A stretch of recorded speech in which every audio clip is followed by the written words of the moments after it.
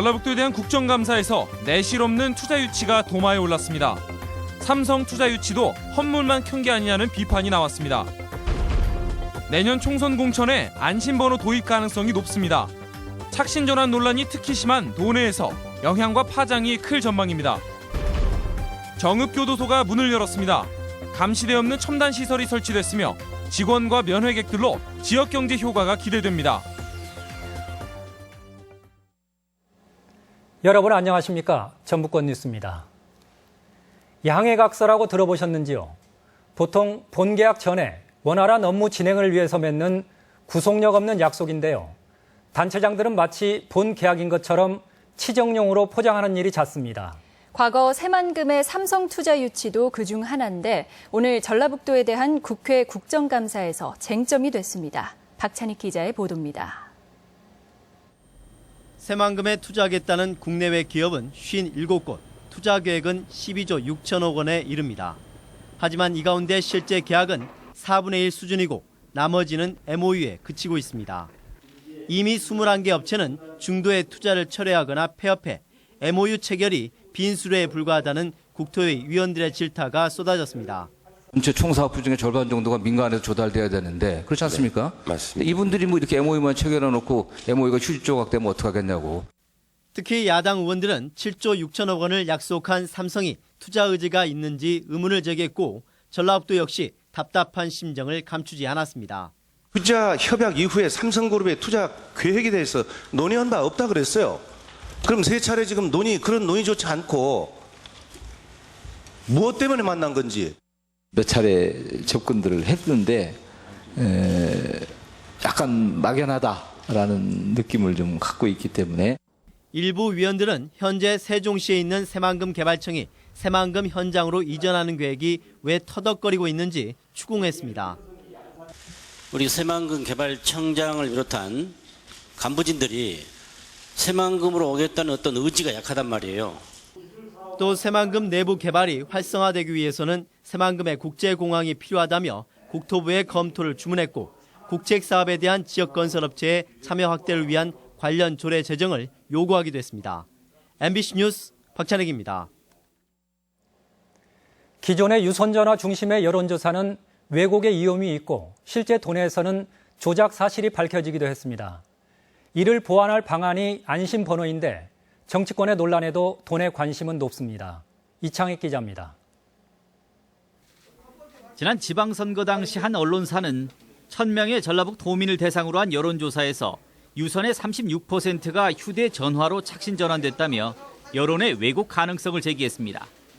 당시 전주에서는 시민 1명이 전화 350회선을 개통 신청한 사실이 드러났고 이전 2010년 지방선거에서도 휴면 처리된 전화번호 2,000개가 개통돼 여론 조작에 쓰이기도 했습니다. 이런 가운데 안심번호가 도입된다면 여론 왜곡이 크게 줄 수 있을 것으로 보입니다. 안심번호는 0505로 시작되는 11자리의 고유 숫자입니다.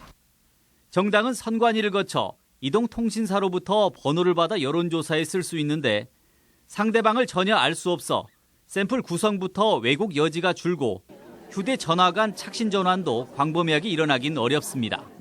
모바일 전화로 조사가 가능하기 때문에 유선 전화로만 가지고 그거를 이렇게 착신을 다 해놓고 하는 그런 부분은 상당 부분이 보완이 될 것 같습니다.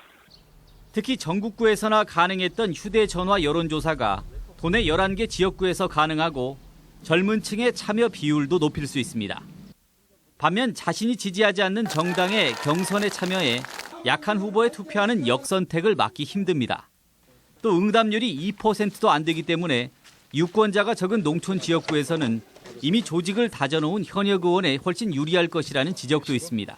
유권자 수가 현 지역에 작기 때문에 어쩌면 조직 선거가 될 우려 또한 사실 배제할 수가 없다는 게 근본적인 문제라고. 안심번호 도입의 득실은 나눌 수 있지만 선관위가 중대 선거 범죄로 규정한 착신 전환에 의한 여론 조작 가능성만큼은 현저히 줄어들 전망입니다. MBC 뉴스 이창익입니다. 전라남북도 의회 의원들이 선거구 획정위원회가 정한 농어촌 의석수 감소폭을 백지화할 것을 촉구하는 공동 성명을 냈습니다. 도 의원들은 농어촌 선거구를 줄여 대도시 의석을 늘린다는 발상은 지역 균형 발전에 역행하는 것이라며 농어민의 권리와 헌법적 가치를 훼손하지 말 것을 요구했습니다. 보통 교도소 하면 먼저 부정적인 이미지를 떠올리게 될 텐데요. 도내에서는 100년 만에 정읍의 교도소가 신축돼 문을 열었습니다. 감시대가 없는 첨단 친환경 시설이라 기존의 인식을 바꿀 수 있을지도 주목됩니다. 보도에 강동엽 기자입니다. 정읍 소성면에 새로 지어진 교도소입니다. 14만여 제곱미터의 부지에 들어선 이 시설에는 500명의 재소자를 수용할 수 있습니다. 담은 낮아졌지만 건물에는 전자경비 시스템이 구축돼 기존 교도소에 있는 감시대가 정읍교도소에는 없습니다. 지하를 이용한 친환경 냉난방 시설을 갖췄으며 건물 곳곳에는 수용자들의 교화를 위한 화단과 그림 등이 설치됐습니다. 사회로 복귀를 준비하는 재소자들의 취업을 돕기 위해 정보센터를 마련한 점도 눈길을 끕니다. 사회의 안전을 확보하고 수용자를 새 사람으로 만들어 건강한 시민으로 거듭날 수 있도록 지역경제 활성화도 기대됩니다. 교도소가 식자재와 생활용품 등을 지역에서 우선 구매하기로 했으며 교정직 공무원이 이주하고 면회객들이 시설을 찾을 것으로 예상됩니다. 인구가 증가되는 효과 그리고 이제 지역 농산물을 이곳에 소비하기 때문에 지역 경제에도 도움이 되고 새롭게 문을 연 정읍교도소가 혐오 시설이라는 우려를 싣고 지역에 자리 잡을 수 있을지 관심이 모아집니다. MBC 뉴스 강동엽입니다. 국회 천정배 의원에 따르면 출고 9년 이상이 지나 노후된 도내 시내외 버스는 1,460여 대로 전체 버스의 41.7%를 차지하고 있습니다. 이는 전국 평균 25.2%를 크게 웃도는 전국에서 가장 높은 비율로 천 의원은 노후 버스 교체를 정부가 지원해야 한다고 주장했습니다. 익산시에 따르면 어제 상류인 완주 지역에 최고 75mm의 비가 내려 상수원인 대하수계 저수율이 1%포인트 오른 14%를 보이고 있습니다. 하지만 이 같은 저수율로는 급수 비상 상황 해소에는 크게 부족하다며 다가구 수용가와 공동주택 등지를 대상으로 절수 생활화 등을 당부했습니다. 완연한 가을입니다. 어느 때보다 감수성이 섬세해지는 계절인데요. 이 가을의 감성, 전시장을 찾아 넉넉하게 채워보는 건 어떨까요? 문학의 소식 이경희 기자입니다. 알곡이 들어찬 인심 좋은 들판 위로 풍덩 뛰어들고 싶은 드넓은 가을 하늘이 끝도 없이 펼쳐집니다. 87의 원로 화가를 닮은 노송은 세상 풍파를 너그럽게 보듬으며 여유 있게 서 있습니다. 전라북도의 대표 원로인 박남재 화백의 작품들입니다. 전북 화단 최초로 대한민국 예술원상을 수상한 작가는 여전히 붓을 놓지 않고 풍경의 아름다움을 부지런히 화폭에 담고 있습니다. 참된 마음으로서 작품에 임해야 하고 그 참된 마음을 가지고 그린다는 것이 또 생명력이고 선이 고운 합죽선이 곱게 물들인 한지를 만나 은은한 매력을 뽐냅니다.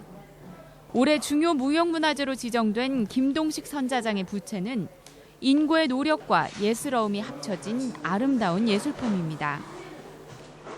교동아트 미술관에서는 전라북도 해외 전시 지원 사업에 선정됐던 미술가 5명의 기획 초대전이 마련됐습니다. 세계로 뻗어가는 젊은 작가들의 역동성이 엿보입니다. 작품들이 되게 인상적이에요. 저런 주름을 소재로 한 작품도 되게 인상적이고 무르익어가는 가을만큼이나 완연하게 피어난 예술 작품이 관객들을 기다리고 있습니다. MBC 뉴스 이경입니다. 군산 백석제 보존을 촉구하는 전북 시민사회단체는 오늘 전북대 학생회관 앞에서 국립인 전북대학교가 생태적 가치가 높은 백석제 보존에 앞장서야 한다는 취지의 퍼포먼스를 열었습니다. 또한 군산시와 전북대 병원이 적극적으로 대안 부지를 찾아야 한다며 군산역 앞 내흥동 역세권 지역이 대안이 될 수도 있다고 제안했습니다. 통계청에 따르면 전라북도의 9월 중 소비자 물가지수는 109.21로 한 달 전보다 0.1%, 1년 전보다 0.3% 내려간 것으로 집계됐습니다. 도내 소비자 물가지수는 지난 6월 109.49를 정점으로 조금씩 하락하고 있는데 농축수산물은 가격이 올랐지만 공업 제품과 서비스 요금이 떨어졌기 때문으로 분석됩니다. 오늘의 간추린 소식입니다. 60, 70년대 독일로 파송됐던 광부와 간호사들이 전라북도를 방문했습니다.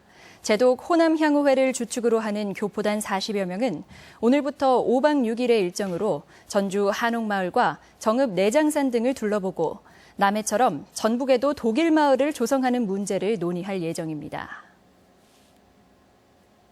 추억과 향수를 만끽할 수 있는 제5회 완주 와일드푸드 축제가 오늘부터 사흘간 고산 휴양림 일원에서 열립니다.